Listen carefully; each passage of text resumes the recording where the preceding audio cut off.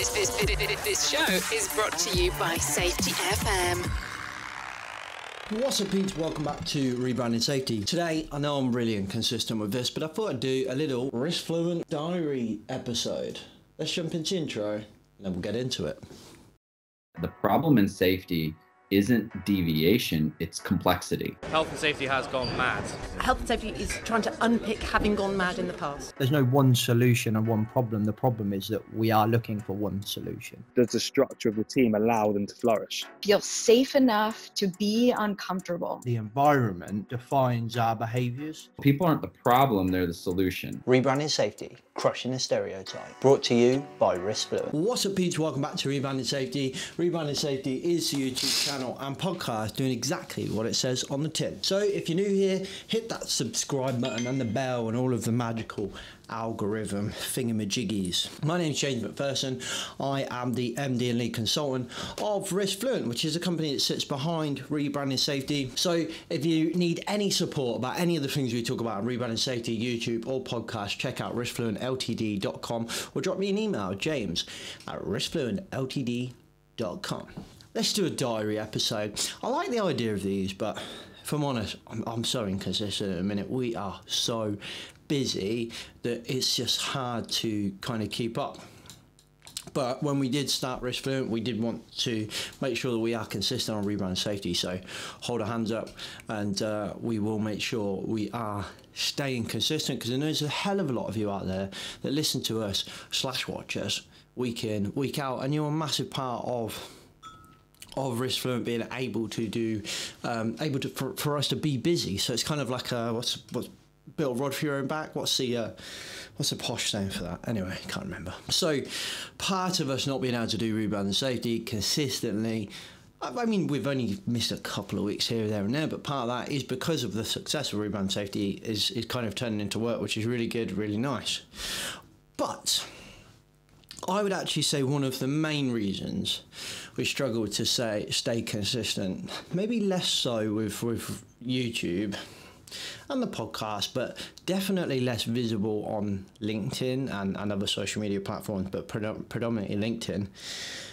I just become kind of disillusioned with it all, if I'm honest. Like, I find LinkedIn one of two things at the moment: extremely toxic or bullshit. Like, it's just no in between. Like, it's either just a complete just bullshit. Just, I'm reading something, I'm like, that's not true. I don't know, just half of it gives me, 90% of it gives me the ick. Like, it really does. And to be honest, most of the things that give me icks are people that moan about icks, that on LinkedIn, that's all over the place.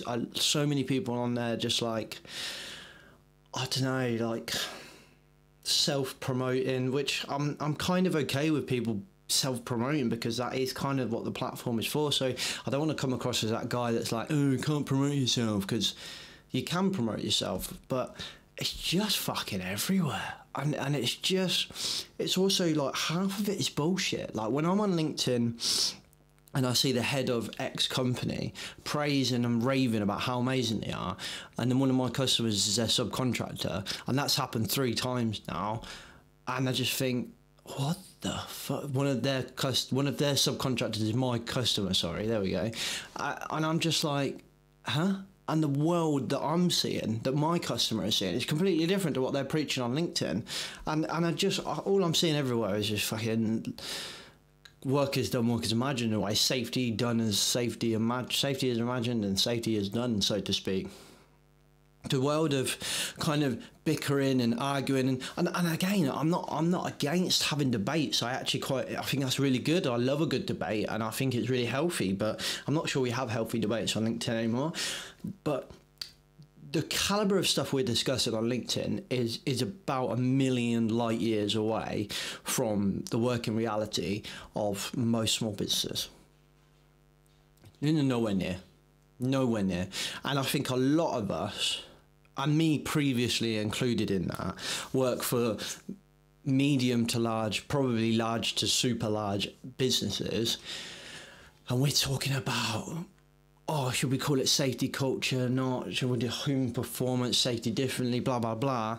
And you know what, like 80 to 90% of the British economy is micro to small businesses, and they don't give a shit. They get it. They really do get it. I'd say there were more people centered than most of the big businesses out there that speak the speak on LinkedIn and so on, but nah, all the way down before I got all the way down from the shop floor, that this is just absolute miles away. So I've become very like just kind of fed up with it, just going on LinkedIn and then being like, within 30 seconds of being on LinkedIn, just being like, nah, fuck this, I'm off. Like, I just look at it and I just think half these people on here are just living in a different world. Now, I think it was Dan Wilkins that dropped me a message when I kind of alluded to this when I was talking to Stephen Harris. He said, you know, like, reconfigure your you know, your following, your group, or whatever you call them, your connections, and you know, reset it. To be honest, I've done that loads of times. It's the platform. It's the platform, and it's not just a platform. It's kind of the world at the minute. So I've become very disillusioned with LinkedIn and social media and safety as a collective. From there, I've always been quite disillusioned from the big bodies of safety anyway. But yeah, when I go on LinkedIn, I've just been like, ugh. So that's kind of had a knock-on effect with Rebranding Safety. That the motivation's not really been there, because I just think, ugh. Yeah, that's it really. I just kind of go, ugh, within about 2 seconds of being on there. The next thing is, like, I kind of become kind of disillusioned with it, because I still don't think that safety as a profession, particularly the wider, I think the people that listen to Rebranding Safety definitely feedback at how valuable it is, and that means a hell of a lot to us, because that's why we do this. And don't get me wrong, yes, it's an advert for risk flow, 100%. I've never been afraid to admit that and say that. And I think anyone that says, oh, we just do this podcast, just help the better, you know, be better, help the world be better, you're full of shit, it's a fucking advert. And it is advert. 100% is an advert. But then I do think 50% of what we do is genuinely about just trying to help everyone be better, trying to vent some frustrations a lot of time. But I do think that the safety profession as a collective still does not respect or give YouTube and podcasting the due it's worth. I think if we look at the amount of podcasts we've had in the UK that have just fizzled out, and there's been so much good content put out by so many amazing creators within the safety profession, that I think have just become disillusioned with it, because there's just not that much return on investment or value on investment. And when I say return on investment, I don't mean just monetary. Like, I don't mean, oh, this is not converting into work. I mean, like, just general respect from the profession, I think, and general appreciation of how much work goes into this stuff. It's not just the thinking of the content, it's the finding of a guest maybe, or the thinking of the content alone is quite a hard thing to do. The cameras, the microphones, the editing. A lot of people pay for editors. We've just started to do that, and I'll talk about that in a bit. But like, we don't pay for editors for the podcast because it would just cost us too damn much. So we still do that ourselves. The gear, all of this stuff. It's the time to record it. I still love it. I still love talking to people, but it is hard work. And I kind of, what made me have this realization was, I had a phone call the other day from quite a big, I suppose you'd call them a trade body, a kind of safety trade body, so to speak. I had a phone call from one of them, and they were talking to Jane, and they were talking, how you doing? We're catching up, blah, blah, blah. And he said, how are your conversations about the EU retained reform, whatever it's called, bill, which I'm going to do a podcast about? And I was like, what do you mean? And he was like, how are the conversations that you're having going about? And I said, if I'm honest, I haven't really had anyone on a podcast talk about it. And there's reasons for that. And he went, no, I mean, like, with the bodies and stuff. I said, what do you mean? And he said, like, you're obviously being invited to groups to give your opinion on this stuff. And I was like, no. Like, who do you think I am? Like, no. Like, what? And he was like, you've got like a massive audience of safety professionals who will have an opinion on this and want to know more. Like, your opinion is valid, and I can't believe you're not invited to these conversations. And I was like, mate, like, the safety profession doesn't see that. In like YouTube influencer, podcaster, they don't see it like that. they see it as free advice and immature, like they don't pay any respect to it whatsoever. And I can't, as I was saying it, I think I was realising it as I was saying it, and he was like, what do you mean? And I was like, look, I could fucking write a book tomorrow and I could get it up to Amazon bestseller in probably about a week, and that's not me being arrogant. There's a video on how to do it. It's that fucking easy. It's that fucking easy. There's a guy, Google it, his name's Mike Winnett. I'll tell you what, we'll put it in the description. His name's Mike Winnett. He runs a channel called The Contrepreneur, and he wrote a book, and I think there's either one word on each page or it's blank, I can't remember. Manages to get it to Amazon bestseller. It's that fucking easy to write a book and get it to Amazon bestseller. And there's some fucking dog shit out there. But in the safety profession, you write a book, you shoot up in the world rankings of safety professionals, right? Podcasting, YouTube, all the way down the bottom, not even respected or anything, in my opinion, as someone on it. Now, that's no disrespect to people that listen to us, feedback to us. I think you respect us and we respect you, and I think you appreciate us, and that means a hell of a lot. But in the bodies, nah. Nothing, not even a drop in the ocean. Now, you could say, maybe that's because your audience isn't big enough, James. And I think that's very true. If you look over in America, it's a different world. The channels in America, the podcasts in America grow a lot quicker and they grow a lot bigger. And I think that's predominantly because in that world, in America, they respect influencers a lot more. So I think there is also a cultural kind of country-wide opinion of it. Like, it's still really uncomfortable to walk around with a camera in England, maybe less so London, but ultimately, or maybe some of the bigger cities, but ultimately in America, you know, people I talk to are like, it's pretty much a given here. Everyone's got a fucking camera in their hand. So it's not really socially accepted as much over here. So that's kind of a thing, and that's, I think that's had a bit of a knock on as well. Is that kind of you do all of this work, and you've all of this free advice away, and when you kind of just still get nothing, no engagement, no nothing from the bodies, no kind of respect of like audience or work or anything like that. It's hard, and that kind of sound like this is the world's smallest violin playing the saddest song just for you, James. I'm not just talking about me. I think we keep going because I'm fucking stubborn, and because I enjoy doing what we do in Rebranding Safety. But I've seen a hell of a lot of people that have rang me up, asked for advice on how to start a podcast. I fucking told them. They've gone and done 2 or 3 episodes and then they've fizzled out. And I think it's because they realise partly that it's a lot of fucking work for very little respect or return on investment. And I think that's bad. Because we're all out here, right, talking about psychological safety, talking about cognitive diversity, talking about all of this stuff, right? Podcasting is what radio used to be. It's completely free. Opinions, advice, and even if you don't like the opinion or advice given on one channel or the manner in which it's given, it's a fucking good thing to have it. So we should have hundreds of fucking podcasts out there doing this, but the fucking profession does not support it. And unless it's backed by one of the big bodies. So I think SHP podcast is quickly become one of the bigger podcasts within safety. And that in England, that's forgetting like Australia and kind of worldwide podcasts like Todd's and Safety of Work podcasts, which do amazing work. And they have grown phenomenally. I think what they do is respected massively, because I think what we do respect is academia, and what they've backed up with what they do is academia. So it's in writing, there's stuff there that backs it up. But I wouldn't call them an influencer. I would call their podcast a channel to communicate what they really do, which is their academia and so on.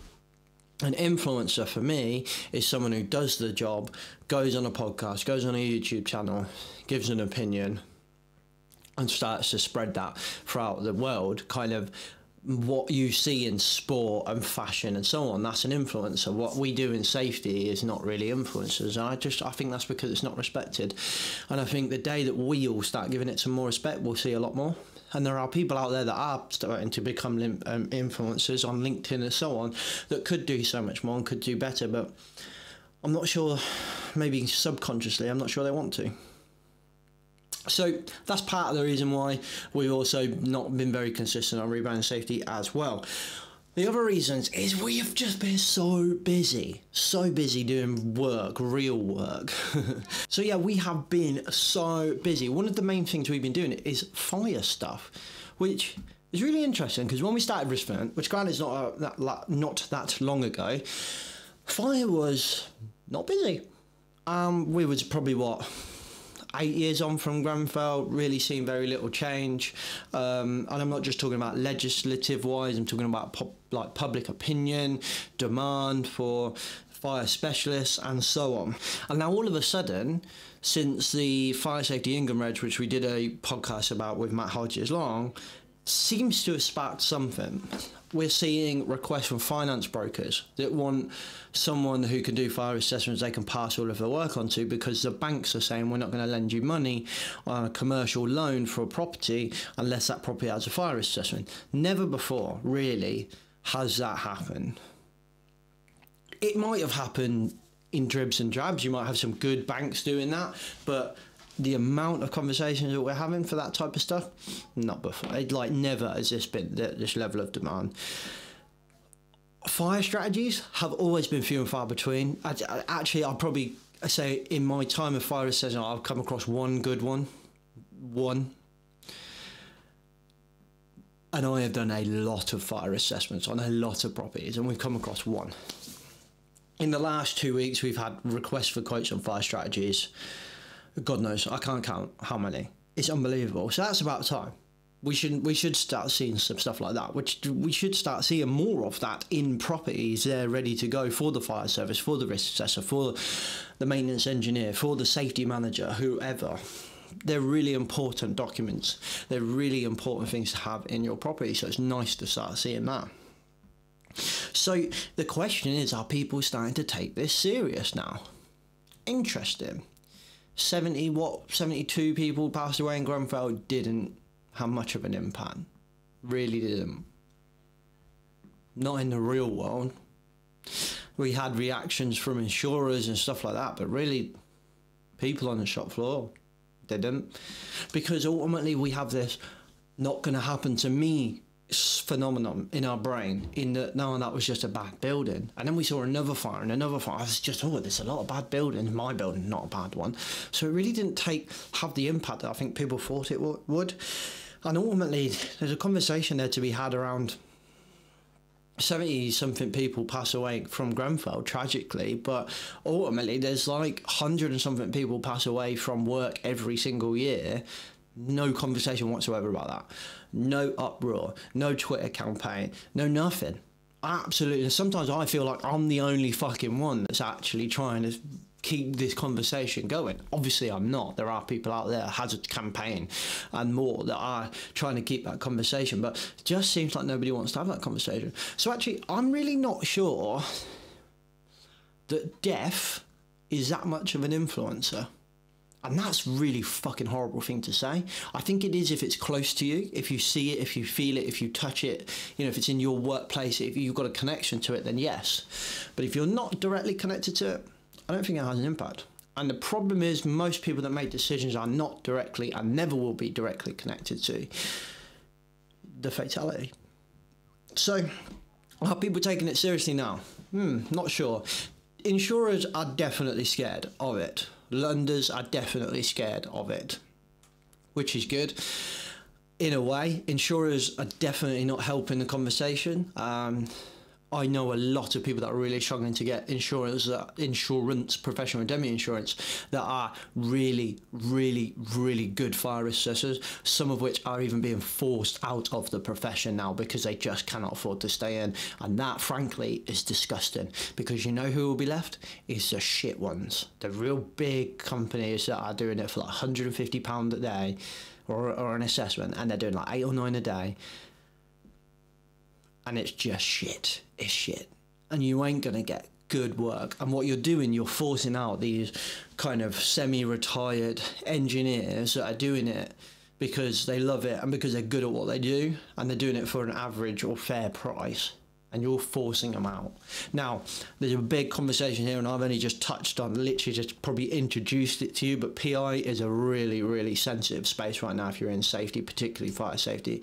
We are working quite hard behind the scenes to try and get somebody on the podcast to come and talk about this, because I know, particularly in the fire safety bodies, that this is a big conversations piece. So we fed back to them the struggles we've had and said, look, we've got a semi-big audience on the podcast slash YouTube. We would like someone to come on. They actually came back and said yes, which is a first from some of these big bodies. So that's really nice to see, which is ironic because that kind of contradicts what I've just been saying about respect. But ultimately it looks like we're going to get someone on podcast to talk about PI in fire safety. So if you're working in fire safety, you're thinking about going into consultancy, you're thinking about becoming self-employed or anything like that, definitely really interesting one to listen to when that comes out. Also, I think even if you're not in those spaces, I think it's really interesting for you to listen to just see all these little things that are outside of the world that you might not be aware of. If you're kind of a safety manager in a business, you might not be really aware of this, but you'll be able to see what the wider influences are on the world, which I think is really important. What else have we got? The government announced today they're going to invest in building control officers, which is interesting. I feel like I'm becoming a bit like a skeptic, grumpy old man. I just think nothing's going to change. Will it help? Of course it will help. More bodies on the shop floor. I'm not sure it'll have the right impact. I think it would just be like, all the auditors come in quick, brush the floor kind of scenario, which we've seen for many years, you know, like, oh, quick board that up before the boss comes around kind of scenario. I think that's the effect it will have. Hopefully not. Wait and see. You think back to like the HSE back in the day, there were so many enforcement officers that they were able to partner with local businesses and so on, and that was a real good world when that was kind of happening. Will it become like that? I don't think it will, but would be nice to see. Some other bits of work we've been doing is on the more kind of what we call transformational side of business, the more working with safety teams, working with bigger businesses, doing quite a lot of that as well. So those you don't know, essentially at Risk Fluent, which is kind of the company behind Rebranding Safety, we tend to have like three types of customers. There are fire customers, building owners, things like we do fire strategies, fire assessment. We have what we call technical customers, which tend to be like small businesses where we become like normal safety consultant type of work. Then we have transformational customers, which typically are maturer kind of teams of safety, typically maturer businesses that have safety teams, and we're helping them become more mature essentially. So depending on where that safety team is, there's a mixed bag of upskilling the safety team, guiding the business on where to take that safety team, and so on. So we've been doing this really cool bit of work with a safety team that, if I'm honest, probably work at one of the nicest places I've ever been in my entire life. Beautiful place, real people-centered feeling about this place. And this board, the board of this business, I don't think I've ever seen any board invest in safety so much. I was really interested to see. Absolutely, like, so much investment in this and trust on this safety team. It was amazing, but yet there was this feeling of frustration from the safety team, which was fascinating, and it was a really interesting challenge, and one that we're still going to go with for a long time, hopefully. And I think it kind of like it really showed the value of not us, but anyone external that can come in and just show you these little tweaks that you might need. And one of the things that we picked up, which I think many of you as safety teams, which is why I wanted to bring it up, many of you could benefit from, is really defining what you exist for in the business. You're a safety team. What is your job? Because a lot of us will be doing stuff that I don't think is the job of a safety team. So typically we might have a safety team doing induction training, or little safety briefings, or I don't know, what else? I'm trying to think of an example now, can't remember. But kind of the doing of safety. I've got a video about this, quite old now, but I'm pretty sure it's pretty much says exactly what I said in here. Maybe I'll double check it, but it's called How to Stop Doing Safety. Because I think if you've got someone who is paid like a really good salary or an average salary as a safety profession doing induction training, I think they're quite an overpaid trainer in a way, because a good well-paid safety professional so good for your business. They're like improvement consultants, essentially, and risk management specialists that are able to real kind of mould and improve a business from a cultural, risk management, strategic point of view. And you're getting them to go out and do briefings on frickin' manual handling. And I think predominantly that's because you couldn't see any other, because you think that's what safety does. I'm not really sure that's where safety should be going. I feel like that was kind of more operational type stuff. So I think one of the things that you can take away is just go and have a sit down with your MD, CEO, manager, whatever, senior management team, and just really start to hash out what your skills are and what you could bring to the business beyond the doing of safety. Two things I do think safety should keep. Firstly, the doing of risk assessments. Now, I think part of safety's job is to declutter operations role. And I think if that means typing up the risk assessment, I don't think that's a bad thing. Oh my God, you mean safety's writing risk assessments? I don't mean sit in your office and write them up and never go out on the shop floor. I think your job is to facilitate the conversation with the people doing their job and the managers, supervisors, whatever. So you're facilitating that risk assessment, guiding them, coaching the conversation, playing devil's advocate in a way. I think typing it up, managing it, monitoring it, I do think that's safety's job. I really do think it is. This whole conversation of like ops owning risk assessments, I'm not sure they should, if I'm honest. Now, there's a whole other conversation behind that. It's about looking at this holistically as a risk management strategy. There are parts of it that they should own. The kind of real risk assessment, the ones in the moment, totally they should own that. But this kind of, what's the word I'm looking for? This kind of risk management strategy that rolls throughout the year, the 2 year, the 3 year, the quarter, whatever. I do think that should be managed by safety, and I think safety can help the operational team do a better job, remove the cognitive load from their brain so they're focusing on what's happening right now in the moment. I think that's a good thing. Other thing I think safety team should keep and completely own is the investigation process, learning process, whatever you want to call it, off the back of an incident. So I think that's a really good thing for them to own as well. So anyway, we did a bit of this work with a customer and we got some feedback that they're already starting to see a benefit from that they feel like the weight off their shoulders, they can go and start doing stuff, and they've had stuff sitting there for so long that they haven't touched that they were now doing, which was amazing. And I think that shows the power of getting someone external to come in and just challenge thoughts and challenge beliefs, tell you things that you probably knew, but you just needed to hear it from someone else. So whether you use us or whether you use someone else, I genuinely don't care, but try and hold a mirror up to yourself, and if you can't do that, maybe get someone from the outside to come in and talk to you. In the meantime, have conversations with your management and start to decide on what part of your role is the safety, the doing of safety, and what part of the operations is the doing of safety. Start to build some KPIs for your department, your safety team, your role, and also what safety KPIs, so to speak, exist in the operational roles as well.